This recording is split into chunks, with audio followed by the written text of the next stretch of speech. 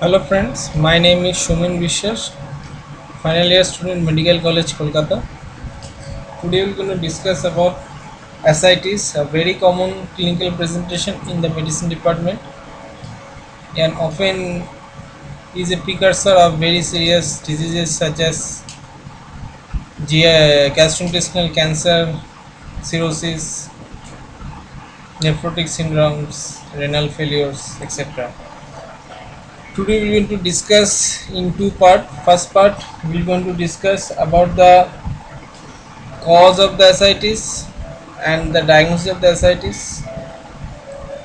In the first part there will be the physical examination, systemic examination, and in second part the further examination that is required for ascites detection. So the ascites is literally mean the fluid in the peritoneal sac. Free fluid, free fluid should be added. Free fluid in the peritoneal sac. In classification we can classify ascites on the basis of the gravity of the manifestation, that is if the whole body is involved or the part of or part of the abdomen is involved. If whole body is involved, as we know, it is known as anasarca, and other we name it as without anasarca. In the anasarca, the following can be found, such as nephrotic syndrome, cirrhosis of liver, nephrotic syndrome, congestive cardiac failure, gastrointestinal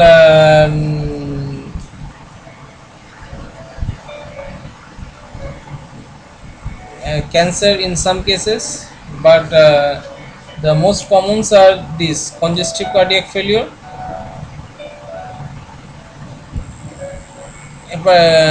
cirrhosis of liver, nephrotic syndrome, pericardial effusion, epidemic dropsy, and protein losing enteropathy. These are the most common causes of anasarca, and the causes that can cause ascites but may not lead to anasarca are: first and most common in this category is the malignancy. GI malignancy is one of the most important and dreadful consequences of this. Others are portal vein thrombosis, hepatic vein thrombosis, pancreatic ascites, that is from the basically from the pancreatic inflammation, and lymphatic obstruction, and cirrhosis of liver as well. So in the category of non-anasarca, the main cause is obviously the as a cancer, that is gastrointestinal malignancy. Next most common is cirrhosis of liver, then the acute pancreatitis, and from it there is the peritoneal inflammation, and from it there is an ascites, and then the lymphatic obstruction, and then these two thrombosis, the portal vein thrombosis and hepatic vein thrombosis. So this is our classification of ascites. Now I'm going to discuss about the approach of the ascites. The approach of the ascites in basically involve the clinical history, physical examination, and investigation. Clinical history is very important in regard to ascites, and which we are going to discuss in details now. First, the history of onset and progress. One should remember that acute onset is generally indicate acute epidemic dropsy. Acute in epidemic dropsy we will find that there is an ascites which is acute onset and rapidly progressing. It doesn't it may take place within an hour. Then swelling and the swelling, if originated first in the around the eyes and then it progresses gradually throughout the whole the body, then it is most probably a nephrotic in origin or kidney in origin. And if the opposite thing happened, that the swelling started in the leg and then it gradually spread towards the body, then it may be the cardiac in origin, for example congestive cardiac failure. And if the swelling start insidiously without any anasarca and the pain is a localized pain there if present, then it might be cirrhosis of liver. Sorry, there will be no pain, I have mentioned it wrongly. Slow onset may be cirrhosis of liver or hepatobiliary carcinoma as well. So he found acute onset epidemic dropsy, eye nephrotic syndrome, leg congestive cardiac failure, slow onset cirrhosis of liver. Then this is just the most common. May there have been thousands of examples of with the similar episode, but these are the most common you will find in majority of the cases. Then there is a cirrhosis of liver, which we have to as it is a very common one and probably the most common cause of ascites. So we will going to see the some common features of cirrhosis separately, such as the bleeding symptoms, hematemesis or melena, or there is prior history of prior jaundice and alcohol consumption obviously. Then we're going to check out the food the patient has taken. For example, the adulterated mustard oil is one of the most important cause of epidemic dropsy in the developing country like India.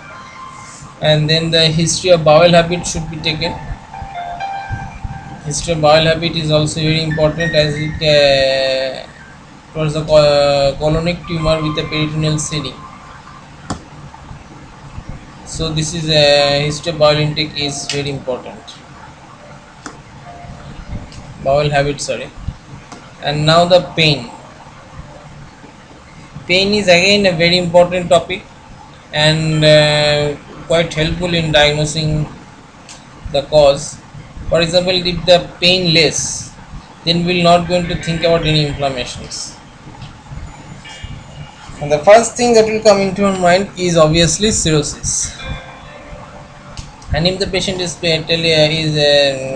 eliciting pain or there is a tenderness we find, then obviously there will be an inflammation which may be due to pancreatitis or peritonitis or hepatocellular carcinoma.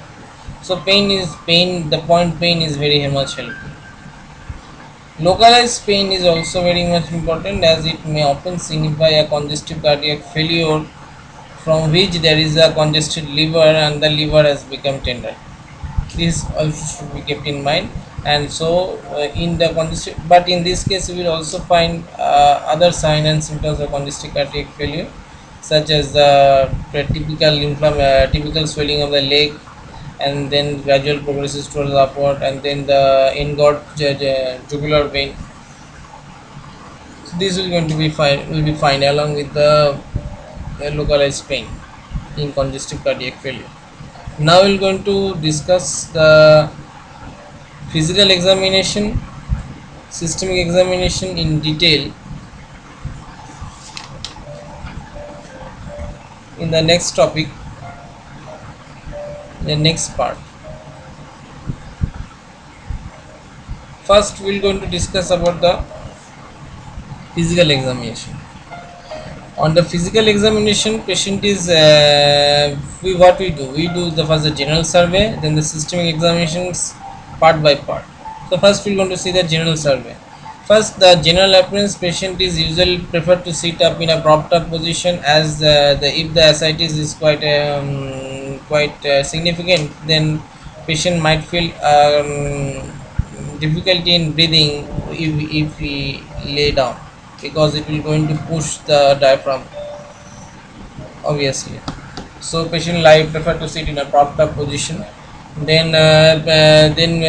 look for the pallor, which will be present in case of cirrhosis of liver in GI malignancy. Then we look for the cyanosis, which will again be present in cirrhosis of liver. Then we look for the jaundice, and obviously cirrhosis of liver is again the most important cause of this edema. Now the edema, as we have mentioned earlier, if there is a pedal edema, think about the congestive cardiac failure. If there is a periorbital edema, to start with, then think about the nephrotic syndrome. Then the neck vein, as I previously mentioned, the neck vein is also very much important. If you find the engorged neck vein, think about the congestive cardiac failure. It is hepatojugular reflux. Hepatojugular reflux as found positive, which is again indicative of congestive cardiac failure. What is hepatojugular reflux? Hepatojugular reflux is nothing but to press the liver while patient is lying down, and if this action causes engorgement of the neck vein, then your finding is positive. And so hepatocellular reflux has to be verified. And last of all, the sharp x and y descent in the constitutive pericarditis. So the neck vein is very important in regard to the congestive cardiac failure of the heart. Then the lymph node. One most important lymph node is left supraclavicular lymph node, which is also known as the virtual lymph node. This lymph node is basically the most important clinical feature we will going to elicit in GI malignancy. It is invariably present in almost majority of the cases of GI malignancy. The left supraclavicular lymph node are engorged or palpable. Then the skin change is again very much important in regard to the cirrhosis of liver, because for example, the palmar erythema, spider angioma, spider angioma, which is typically present in cirrhosis of liver, flaky pain dermatosis, flax sign, superficial in skin infection such as glossitis, cirrhosis are often indicate towards the protein deficiency, most commonly kwashiorkor, and protein losing enteropathy. And last of all, the pulsus paradoxus, which again indicate the constitutive pericarditis. So what we have found, we do the first, we see the patient's position, then we see the pallor, then we see the jaundice, cyanosis, then we see the edema, neck vein, lymph node, and skin changes. So this 8 to 9 points we look for the possible causes. Now we're going to head towards the systemic examination, which we're going to discuss in the next video. Thanks folks for watching.